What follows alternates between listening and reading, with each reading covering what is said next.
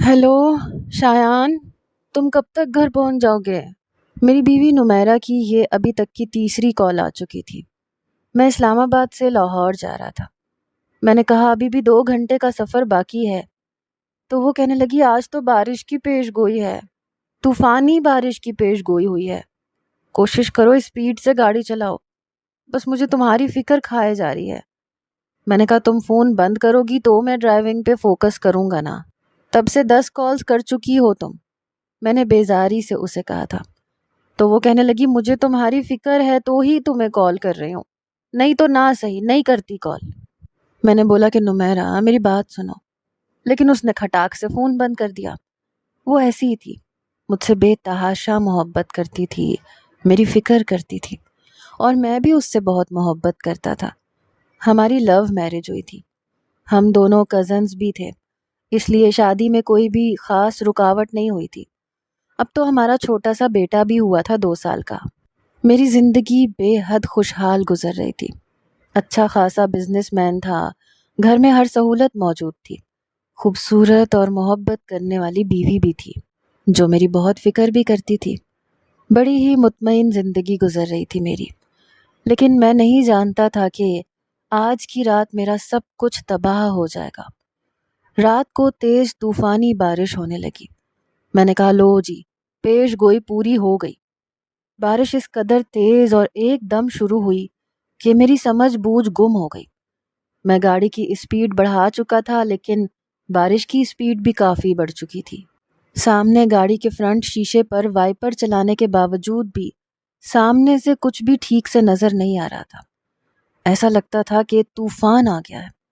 अभी मैं यही सोच रहा था कि गाड़ी की स्पीड हल्की रखूं या बढ़ा लूं कि मेरी गाड़ी अचानक झटके से रुक गई। शायद गाड़ी बहुत ज़्यादा हीट अप हो गई थी, क्योंकि मैं इस्लामाबाद से लाहौर आते हुए एक जगह भी रुका नहीं था। बस मेरी कोशिश थी कि जल्द अज जल्द लाहौर पहुंच जाऊं। इस्लामाबाद में मेरे एक दोस्त की शादी थी, जिसे अटेंड करके मैं रात को ही निकल आया था, क्योंकि मेरा बिल्कुल मूड नहीं था वहां रात गुजारने का। लेकिन ये नहीं पता था कि आधी रात को मेरी गाड़ी मुझे दगा दे जाएगी। मैं कई बार गाड़ी स्टार्ट कर चुका था, लेकिन वो चल ही नहीं रही थी। पता नहीं क्या मसला हुआ था।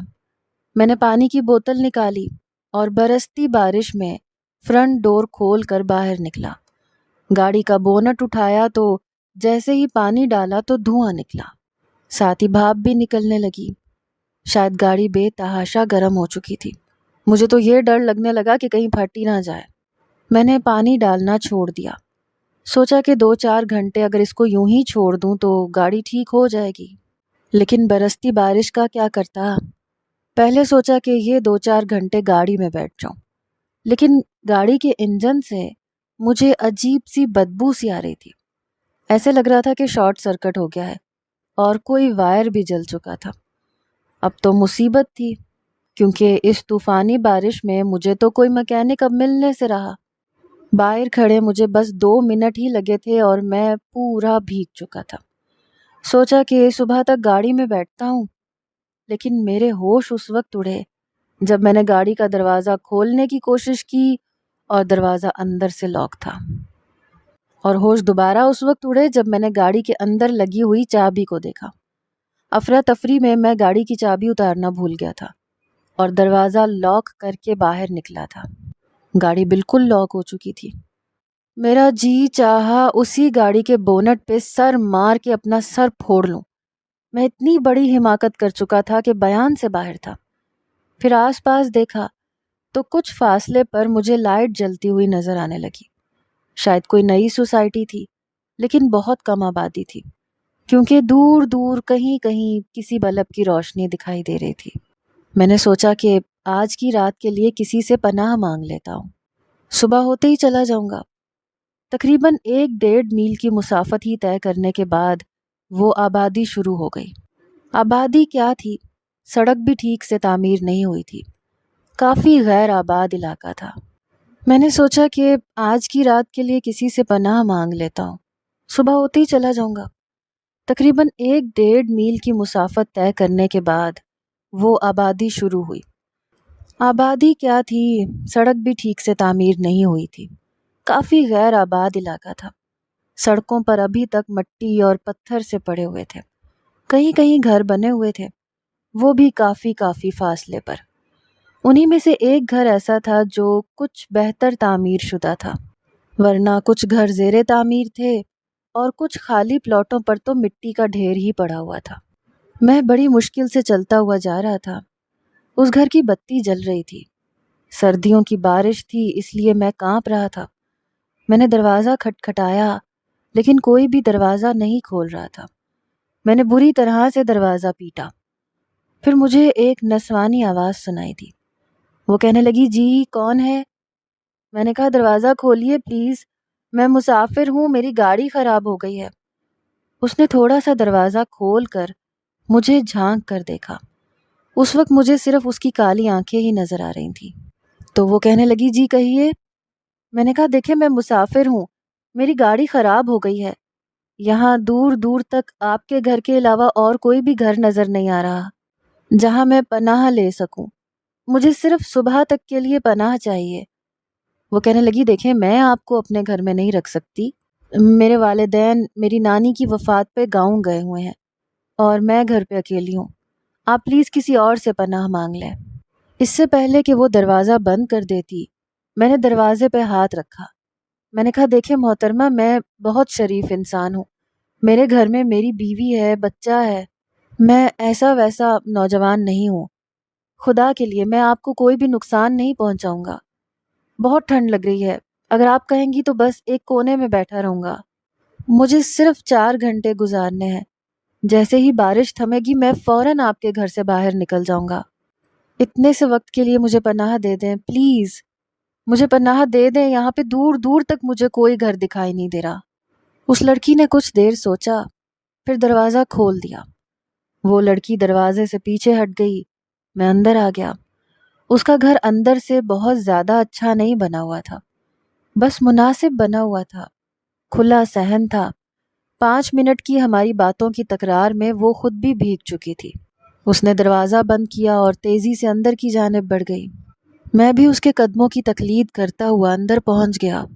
چھوٹا سا لاؤنج تھا، دونوں اطراف میں 2 کمرے بنے ہوئے تھے۔ اس نے ایک کمرے کی طرف مجھے اشارہ کیا، کہنے لگی، آپ یہاں چلے جائیں۔ میں نے کہا، آپ کا بہت بہت شکریہ، میں آپ کا یہ احسان زندگی بھر نہیں بھولوں گا۔ وہ خود بھی گیلی ہو چکی تھی، اس لیے سامنے کی جانب ایک کمرے میں وہ چلی گئی۔ میں بھی اس کے بتائے ہوئے کمرے میں چلا گیا۔ کمرے میں آیا تو میرے کپڑوں سے پانی ٹپک رہا تھا، بالوں سے بھی۔ میں نے کہا، یہ تو بہت بڑی غلطی ہو گئی، مجھے اس لڑکی سے تولیہ اور کپڑے مانگ لینے چاہیے تھے۔ گیلے کپڑوں میں اگر بیڈ پہ بیٹھوں گا تو اس بیچاری کا تو پورا بیڈ ہی گیلا ہو جائے گا۔ کمرے میں کوئی صوفہ نہیں تھا، نہ ہی کوئی کرسی تھی، صرف ڈبل بیڈ تھا اور یہاں پہ ایک دیوار گیر الماری تھی۔ اب یہ بھی غیر مناسب سی بات تھی کہ میں خود الماری کھولتا اور کپڑے دیکھتا۔ بہرحال میں وہیں کھڑا تھا، میں سمجھ نہیں پا رہا تھا کہ کیا کروں اور کیا نہ کروں۔ کچھ دیر تو میں یہ سوچتا رہا کہ کیا مجھے کمرے سے باہر نکلنا چاہیے یا نہیں، پھر سوچا کہ اس لڑکی سے ہی مدد مانگ لینی چاہیے۔ میں کمرے سے باہر نکلا تو لاؤنج بالکل خالی تھا۔ میں جانتا تھا کہ وہ کس کمرے میں گئی ہے۔ میں اس کمرے کے باہر کھڑا ہو گیا، پھر میں نے کمرے کے دروازے پہ دستک دی، پھر میں نے کہا، محترمہ ذرا میری بات سنیں گی؟ لیکن کوئی جواب نہیں ملا۔ میں نے پھر سے دروازہ کھٹکھٹایا، پھر سے اسے پکارا، لیکن اندر گہری خاموشی تھی۔ میں کچھ دیر انتظار کرتا رہا، پھر میں نے دروازے کا نوب گھمایا تو دروازہ کھل گیا۔ شاید دروازہ لاک نہیں تھا۔ جب میں کمرے کے اندر آیا تو کمرہ خالی تھا۔ میں حیران ہوا کہ وہ لڑکی کہاں چلی گئی، ابھی تو وہ میرے سامنے اسی کمرے میں گئی تھی۔ ابھی میں یہ سوچ ہی رہا تھا کہ اچانک سے واش روم کا دروازہ کھلا۔ وہ شاید بارش سے بھیگ چکی تھی اس لیے نہانے چلی گئی تھی۔ جیسے ہی وہ باہر آئی، اسے دیکھ کے تو میرا دماغ گھوم کے رہ گیا۔ کافی گہرا گلا تھا اس کے لباس کا اور سر پہ تولیہ باندھ رکھا تھا۔ جیسے ہی اس نے مجھے دیکھا بری طرح سے گھبرا گئی۔ اپنے دونوں ہاتھ اس نے اپنے گلے پہ باندھ لیے اور دونوں کندھوں کو ہاتھوں سے پکڑ کے خود کو چھپانے کی کوشش کی۔ میں فوراً سے نظریں جھکا کے اپنا رخ بدل گیا، پھر میں کمرے کی بیرونی طرف رخ کر کے کھڑا ہو گیا۔ شاید اس کا دوپٹہ یا چادر بیڈ پہ تھا۔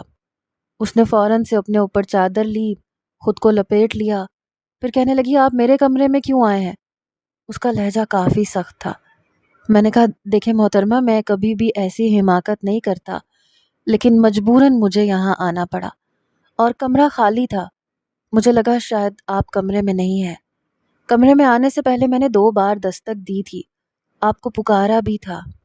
تو وہ کہنے لگی جی فرمائیے کیا کام تھا آپ کو؟ اس بار بھی اس کا لہجہ سخت تھا۔ میں نے کہا میں اصل میں کافی بھیگ چکا ہوں، مجھے تولیہ اور کپڑے مل سکتے ہیں؟ جس پہ وہ مجھے کہنے لگی آپ 2 منٹ باہر جائیں، میں آتی ہوں۔ میں فوراً کمرے سے باہر نکل گیا، لیکن میرا دل زور زور سے دھڑکنے لگا۔ اس کا سراپا میری آنکھوں کے سامنے آتے ہی نہ جانے مجھے کیا ہونے لگا، ایک خماری سی تھی جو مجھ پر چھانے لگی۔ وہ لڑکی جب باہر آئی تو سر پہ دوپٹہ اچھی طرح سے لے رکھا تھا، لیکن ہاتھ خالی تھا، ہاتھ میں نہ کپڑے تھے نہ تولیہ۔ جس کمرے میں اس نے مجھے ٹھہرایا تھا وہ اسی کمرے میں چلی گئی۔ میرا دل کسی کٹی پتنگ کی طرح اس کے پیچھے جانے کو تیار تھا۔ آہستہ آہستہ قدم بڑھاتے ہوئے میں اسی کمرے میں چلا گیا۔ کمرے کا دروازہ کھلا ہوا تھا۔ جس کمرے میں اس نے مجھے ٹھہرایا تھا وہ شاید اس کے والد کا تھا۔ وہ الماری کھولے ایک مردانہ جوڑا نکال رہی تھی، ساتھ میں ایک صاف ستھرا تولیہ بھی۔ میں کمرے کے اندر آ گیا، قدم بڑھا کر اس کے پاس چلا گیا۔ میرے دماغ پہ عجیب سا فطور چھانے لگا۔ میں بار بار اپنے آپ کو یہ سمجھانے لگا کہ یہ غلط ہے، اس لڑکی نے مجھے پناہ دی ہے، مجھے اس کے بارے میں ایسا نہیں سوچنا چاہیے، اپنے جذبات پہ قابو رکھنا چاہیے۔ لیکن شیطان تو جیسے میرے دماغ پر، میرے دل پر قابض ہو چکا تھا۔ میں چاہ کر بھی اپنے آپ کو روک نہیں پا رہا تھا۔ میں بالکل اس کے ساتھ جا کر کھڑا ہو گیا۔ وہ لڑکی جیسے ہی پلٹی مجھ سے ٹکرائی، بہت بری طرح سے بوکھلا گئی۔ اس سے پہلے کہ وہ گرتی میں نے دونوں ہاتھوں سے اسے تھام لیا۔ وہ لڑکی کہنے لگی ہاتھ چھوڑے میرا، لیکن میرا دماغ اور میرا دل اس وقت شیطان کے شکنجے میں بری طرح سے پھنس چکا تھا۔ میں بس اسے دیکھے جا رہا تھا۔ میں بے قابو سا ہو چکا تھا۔ حالانکہ میں برا انسان نہیں تھا، لیکن اسے دیکھ کے بہک گیا تھا۔ اس کے سر سے دوپٹہ اترا تو اس کے گیلے بال دیکھ کر میں مزید پاگل سا ہونے لگا۔ وہ کہنے لگی پلیز یہ آپ کیا کر رہے ہیں؟ میں اس کے قریب آنے لگا۔ اس کے ہاتھ سے میں نے کپڑے اور تولیہ پکڑا اور ایک طرف پھینک دیا۔ یہ دیکھ کر وہ بری طرح سے گھبرائی، کہنے لگی چھوڑو مجھے نہیں پتا تھا تم اس قسم کے شخص ہو اور اس ارادے سے آئے ہو۔ میں نے کہا میرے بس میں نہیں ہے۔ وہ مجھ سے اپنا آپ چھڑوانے لگی۔ اسی وقت لائٹ بھی بند ہو چکی تھی۔ تیز گرجتے بادلوں پر وہ بری طرح سے ڈری اور میرے سر پر شیطان بالکل سوار ہو چکا تھا۔ میں اسے اپنی پناہوں میں لے چکا تھا۔ کب میں اسے بیڈ تک لایا اور کب ہوش مجھے اس وقت آیا جب شیطان اپنا وار چلا چکا تھا۔ وہ لڑکی سسکیوں سے رو رہی تھی اور جیسے ہی مجھے ہوش آیا تو میں تو شرمندہ سا ہونے لگا۔ میں سوچ بھی نہیں سکتا تھا کہ میں اتنی بڑی غلطی اور اتنا بڑا گناہ بھی کر سکتا ہوں۔ میرے برابر میں بیٹھی گھٹنوں پر کوہنیاں رکھے وہ اپنا چہرہ چھپائے روئے جا رہی تھی۔ میں فوراً سے اٹھ کے بیٹھ گیا، کمرے سے باہر چلا گیا۔ میں سوچ بھی نہیں سکتا تھا کہ میں اتنا بڑا گناہ کر سکتا ہوں۔ بارش رک چکی تھی اور میں اس قدر شرمندہ تھا کہ سمجھ نہیں پا رہا تھا اس لڑکی کا سامنا کیسے کروں جسے میں برباد کر چکا تھا۔ اس وقت مجھے گھر سے باہر نکل جانا ہی بہتر لگا۔ میں نے دروازہ کھولا اور باہر نکل گیا اور دروازے کو بند کر دیا۔ چاروں طرف پانی ہی پانی کھڑا تھا اور ایک گہرا سناٹا تھا۔ میں اپنی گاڑی کے پاس آیا۔ وہاں 3 نوجوان میری گاڑی کو دھکا دے رہے تھے کیونکہ میری گاڑی کے پیچھے ان کی گاڑی رکی ہوئی تھی۔ شاید وہ میری گاڑی کو سڑک کے کنارے لگانے کی کوشش کر رہے تھے۔ پھر مجھے دیکھ کے پوچھنے لگے کہ کیا یہ آپ کی گاڑی ہے؟ میں تو یوں تھا جیسے غائب دماغ ہو چکا ہوں۔ میرا دماغ تو بس اس لڑکی کی طرف ہی لگا ہوا تھا۔ میں نے کہا جی میری گاڑی ہے۔ وہ میری گاڑی کو گڑھے سے نکال چکے تھے۔ میں گاڑی میں بیٹھ گیا، گاڑی اسٹارٹ کی تو گاڑی اسٹارٹ ہو بھی گئی۔ پتہ نہیں مجھ سے شیطان نے یہ گناہ کروانا تھا۔ میں نے گاڑی اسٹارٹ کی، آگے بڑھا، لیکن پورا سفر غائب دماغی سے کیا۔ صبح کی روشنی پھیلی تو میں گھر پہنچ چکا تھا۔ اپنے دروازے کے سامنے جب میں نے ہارن دینا شروع کیا تو دروازہ چوکیدار نے کھولا تھا۔ میں اندر آ گیا۔ لاؤنج میں میری بیوی میرا انتظار کر رہی تھی۔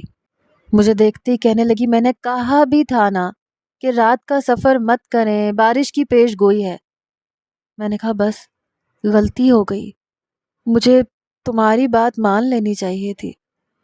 میں لاہور پہنچ چکا تھا، لیکن دماغ وہیں اس علاقے کے اسی مکان میں لگا ہوا تھا جہاں میں نے ایک بہت بڑی غلطی کر دی تھی۔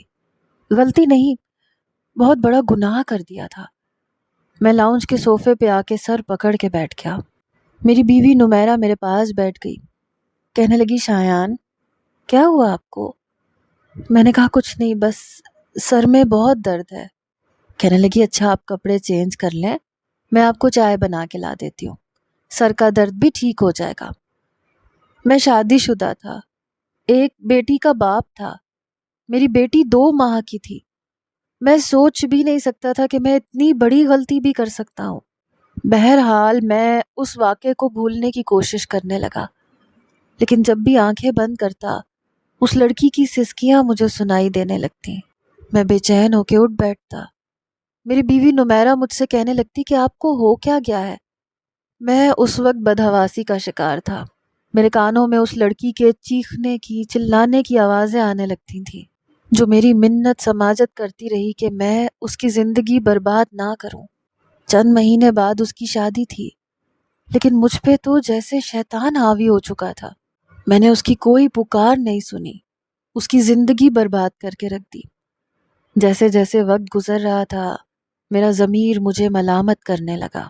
میں نے سوچا کہ مجھے اس لڑکی کے پاس جا کر معافی مانگنی چاہیے اور مجھے اس سے نکاح کر لینا چاہیے، کیونکہ میں نے بہرحال اس کی زندگی برباد کی تھی۔ جب میں 1 مہینے بعد واپس گیا، اس کے گھر کے سامنے اپنی گاڑی کو روکا تو میرا پورا جسم کانپ رہا تھا۔ مجھے سمجھ نہیں آ رہا تھا میں کیسے اپنے جرم کا اعتراف کروں گا۔ اس کے والدین تو مجھے برا بھلا کہتے ہوں گے، لیکن میں اپنے اندر بے حد شرمندہ تھا۔ میں نے سوچا تھا آج معافی مانگ لوں گا، لیکن میں یہ بھی جانتا تھا کہ میری بیوی کبھی بھی یہ چیز برداشت نہیں کرے گی کہ میں اس پہ سوتن لا کے بٹھا دوں۔ لیکن اس میں اس لڑکی کا بھی کوئی قصور نہیں تھا جس کے ساتھ میں نے زیادتی کی تھی۔ میں نے دستک دینی چاہی تو دروازے کا تالا دیکھ کے میرے ہوش اڑے۔ میں نے آس پڑوس سے پوچھا تو وہ کہنے لگے کہ 1 ہفتہ ہو گیا، یہ لوگ تو گھر چھوڑ کے جا چکے ہیں۔ میں نے پوچھا کہاں گئے ہیں؟ وہ کہنے لگے ہم تو نہیں جانتے، ہمیں نہیں معلوم یہ لوگ کہاں گئے ہیں، لیکن سنا ہے کہ اپنا گھر بیچ کے جا چکے ہیں۔ میں واپس گاڑی میں آ کر بیٹھ گیا، سوچنے لگا اس کو کہاں ڈھونڈوں، کیسے ڈھونڈوں؟ میں تو اس کا نام تک نہیں جانتا تھا۔ بہرحال میں واپس گھر آ گیا۔ آہستہ آہستہ میں یہ سب کچھ بھولنے لگا، اپنی زندگی کی طرف واپس لوٹنے لگا۔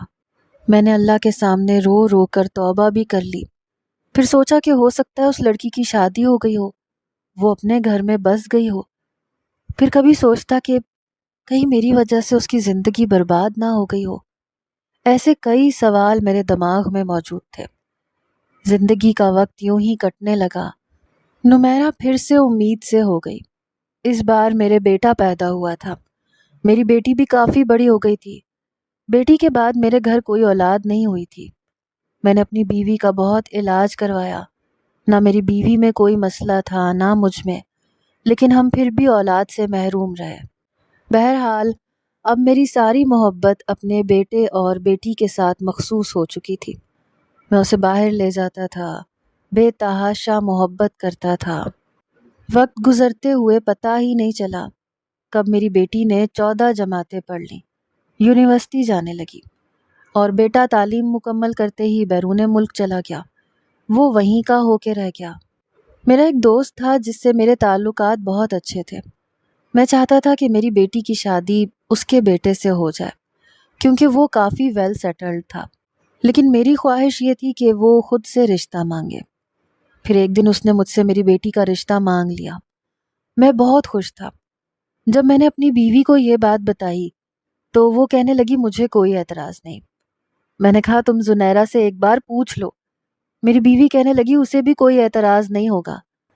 لیکن میری بیٹی نے کہا کہ وہ اپنی یونیورسٹی میں ایک لڑکے کو پسند کرتی ہے اور وہ شادی بھی اسی سے کرے گی۔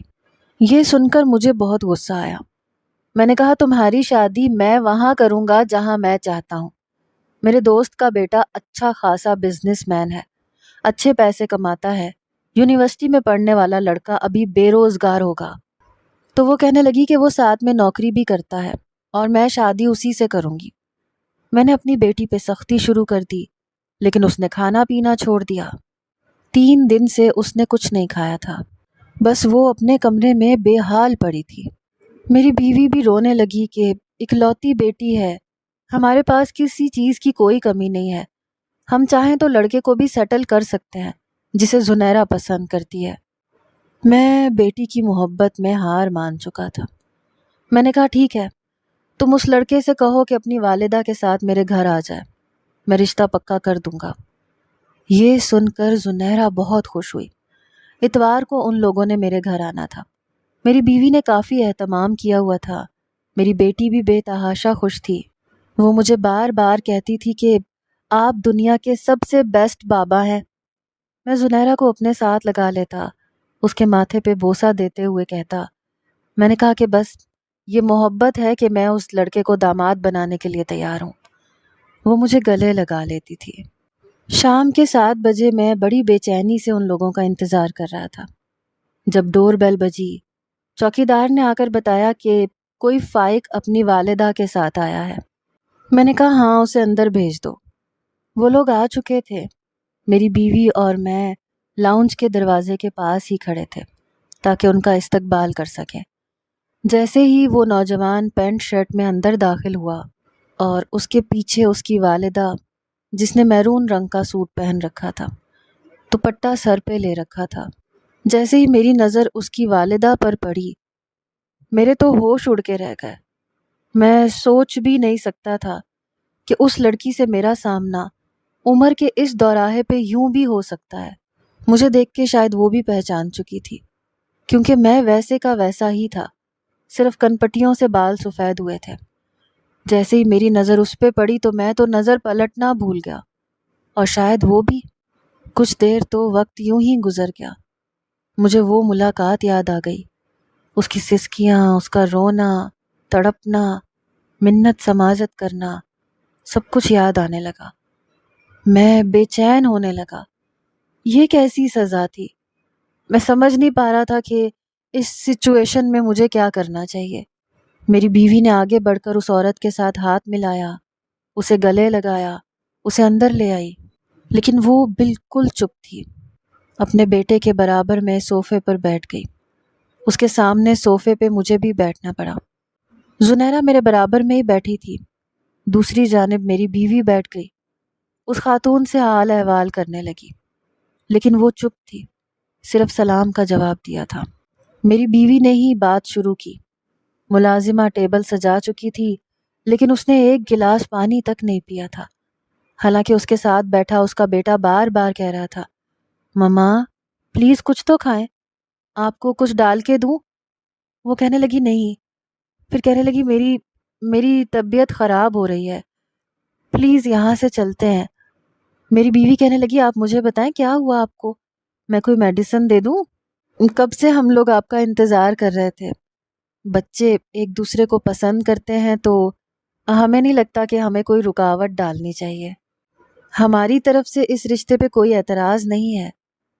میں بالکل گمسم تھا۔ وہ کہنے لگی لیکن مجھے یہ رشتہ قبول نہیں ہے۔ یہ سن کے اس کا بیٹا اپنی ماں کو دیکھنے لگا، کہنے لگا مما پلیز، میں آپ سے کہہ کے آیا تھا میں زنیرہ کے بغیر نہیں رہ سکتا۔ آپ گھر پہ تو راضی تھی، یہاں کیا ہو گیا آپ کو؟ وہ کہنے لگی فائق بس چلو یہاں سے، میں تمہارا رشتہ اس لڑکی سے نہیں کر سکتی۔ اس نے اپنے بیٹے کا ہاتھ پکڑا اور وہاں سے واپس لے کے جانے لگی۔ میں چپ تھا۔ میری بیوی کہنے لگی یہ کیا بات ہوئی؟ زنیرہ سے کہنے لگی کیا تم نے اس لڑکے کو سمجھایا نہیں تھا کیا اس نے اپنی ماں کو راضی نہیں کیا تھا؟ زنیرہ کہنے لگی اس کی ماں تو راضی تھی، پتہ نہیں انہیں کیا ہوا۔ پھر وہ مجھ سے کہنے لگی بابا میں مر جاؤں گی اس کے بغیر، پلیز آپ اس کی ماما سے جا کے بات کریں۔ میں چپ تھا، جیسے پتھر کا ہو چکا ہوں۔ میں نے کہا جب اس کی ماں مان نہیں رہی تو چھوڑو اس بات کو، ہم زبردستی نہیں کر سکتے۔ زنیرہ کہنے لگی میں مر جاؤں گی بابا، میں زہر کھا لوں گی۔ یہ کہہ کے وہ کمرے میں چلی گئی۔ میں تو پریشان ہو کے رہ گیا، کیسے جا کے رشتہ مانگتا، کیسے کہتا۔ میں پہلے ہی ماضی میں اس کے ساتھ بہت بڑی زیادتی کر چکا تھا۔ شاید اس کی شادی ہو چکی تھی، اس کے انکار کی وجہ شاید یہی تھی کہ وہ میری شکل دوبارہ نہیں دیکھنا چاہتی تھی۔ لیکن میری بیٹی صبح تک بخار میں مبتلا ہو چکی تھی اور بار بار فائق کو پکار رہی تھی۔ اس کا بخار اترنے کا نام نہیں لے رہا تھا۔ 2 دن وہ یوں ہی بخار میں بے ہوش رہی۔ میری بیوی رونے لگی، میری منت سماجت کرنے لگی کہ میں فائق کے گھر جاؤں، اس کی والدہ کی منت سماجت کر لوں، میں اس کے سامنے ہاتھ جوڑ لیتی ہوں۔ اگلے روز میں زنیرہ سے پتہ پوچھ کے اس کے گھر چلا گیا۔ دروازہ اسی نے کھولا تھا۔ مجھے دیکھ کے اس کے ماتھے پہ بل پڑے تھے۔ اس کی آنکھوں میں وہی نفرت تھی جو کہ اس رات کو تھی۔ جب میں نے سلام کیا تو کہنے لگی آپ یہاں سے جا سکتے ہیں۔ میں نے کہا میں اپنی بیٹی کے ہاتھوں مجبور ہو کے آیا ہوں، میرے گناہ کی سزا میری بیٹی کو مت دو۔ میری بات سن کے وہ کہنے لگی میں یہ شادی کبھی بھی نہیں کروں گی۔ میں نے کہا دیکھو تمہاری بھی شادی ہو گئی، تمہارا بھی گھر بس گیا، تم مجھ سے جو چاہے بدلہ لے لو، لیکن زنیرہ میری اکلوتی بیٹی ہے، اس کے ساتھ یہ ظلم نہ کرو۔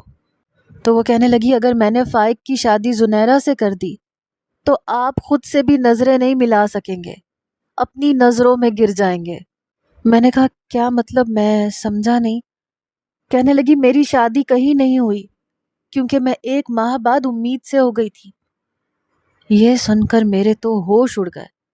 کہنے لگی میرے ماں باپ سے یہ صدمہ برداشت نہیں ہوا، میرے باپ کو ہارٹ اٹیک ہوا اور میری ماں نے خودکشی کر لی۔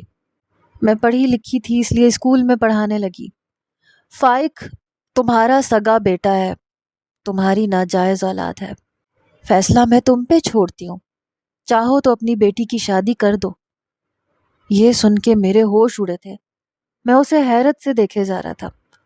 اس نے دروازہ میرے منہ پہ بند کر دیا۔ میں سوچ بھی نہیں سکتا تھا کہ ایسا بھی کچھ ہو سکتا ہے۔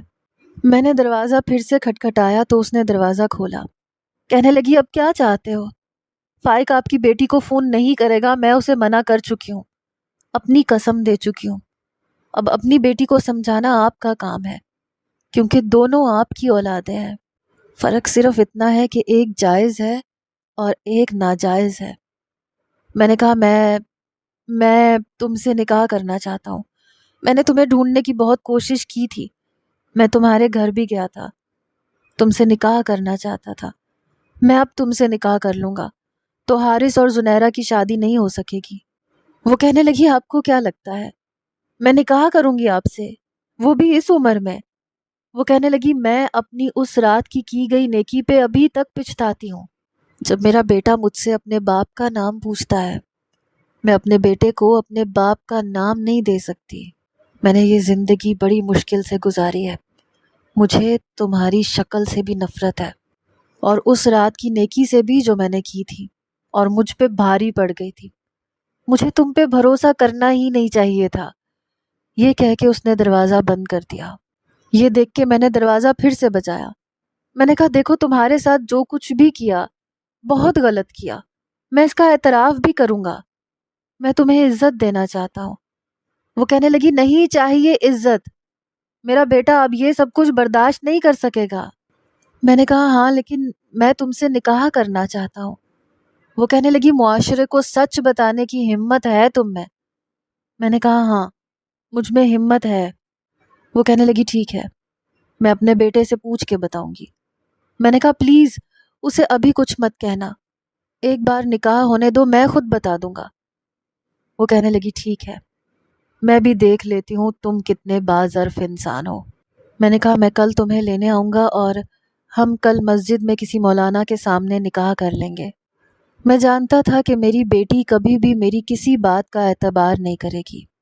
میرے دل میں تو یہی تھا کہ میں سچ کو سامنے لے آتا اور اپنی غلطی کا اعتراف کر لیتا۔ میں اگلے روز اسے لینے کے لیے پہنچ گیا۔ میں نے دروازے پہ دستک دی تو وہ چادر اوڑھ کر باہر نکلی، پھر میرے ساتھ گاڑی میں بیٹھ گئی۔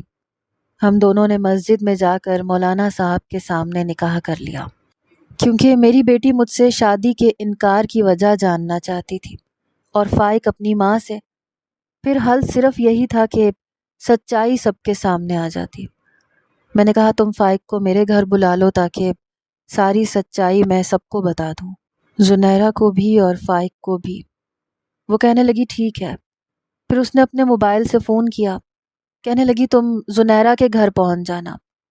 وہ یہ سن کے خوش تھا۔ بہرحال ہم سے پہلے ہی وہ گھر پہنچ چکا تھا۔ جب میں اور میری بیوی امبرین گھر پہنچے تو نمیرہ، زنیرہ اور فائق تینوں لاؤنج میں موجود تھے۔ ہم دونوں کو ساتھ دیکھ کے حیران ہوئے، کیونکہ میں نے امبرین کا ہاتھ پکڑ رکھا تھا۔ سب بے یقین سے تھے۔ جب میں نے کہا کہ میں نے امبرین سے نکاح کر لیا ہے تو فائق اور زنیرہ یوں تھے جیسے سانس لینا بھول گئے ہوں۔ فائق امبرین کے پاس آ گیا، اس سے کہنے لگا امی یہ کیا کیا آپ نے؟ تو وہ کہنے لگی جو پوچھنا ہے اس سے پوچھو۔ میں نے سب کے سامنے وہ واقعہ سنا دیا، جسے سن کے زنیرہ کی آنکھوں سے آنسو بہہ رہے تھے اور نمیرہ کی آنکھوں سے بھی۔ میں نے کہا میں جھوٹ کی زندگی اب مزید نہیں جینا چاہتا۔ تم اور فائق سگے بہن بھائی ہو۔ ابھی تک امبرین اس بات کا جواب فائق کو نہیں دے پائی تھی کہ اس کا باپ کون تھا۔ میں نے جو زیادتی اس دن شیطان کے بہکاوے میں آ کے کی تھی، اس کی تلافی کرنے کا مجھے ایک موقع مل گیا تھا۔ میرا یہ فیصلہ ہو سکتا ہے آپ لوگوں کو برا لگے، لیکن ایک وقت آئے گا کہ آپ لوگ خود میرے اس فیصلے پر اعتراض نہیں کرو گے۔ یہ کہنے کے بعد میں امبرین کو اپنے کمرے میں لے گیا۔ میں جانتا تھا یہ بہت مشکل کام ہے، لیکن آہستہ آہستہ یہ حقیقت سب کو مان لینی تھی، کیونکہ یہی سچ تھا۔ شروع میں ایک دوسرے سے بہت کتراتے تھے، لیکن پھر اصل رشتے کی حقیقت کو جان کر اسے مان چکے تھے۔ نمیرہ مجھ سے 2-4 مہینے بہت ناراض رہی، مجھ سے بات تک نہیں کرتی تھی، لیکن میں نے اس سے کہا کہ میری ایک غلطی کی وجہ سے اس لڑکی نے اپنی ساری عمر کی خوشیاں گنوا دی۔ تم کیا چاہتی ہو ابھی بھی اس کے ساتھ زیادتی کروں؟ نمیرہ پلیز، اگر تم چاہو تو سب کچھ ٹھیک ہو سکتا ہے۔ اس کے ساتھ اپنا رویہ اچھا رکھو۔ شاید اسے میری بات سمجھ میں آ گئی، اس لیے اس نے اپنا رویہ امبرین سے بہتر کر لیا تھا۔ وقت لگا تھا، لیکن سب کچھ ٹھیک ہو گیا تھا، کیونکہ میں اب بھی صحیح فیصلہ نہ کرتا تو شاید پچھتاوا ساری زندگی میری جان کا عذاب بن جاتا۔ اس لیے کیونکہ غلطی میری تھی اور بہت بڑی غلطی تھی۔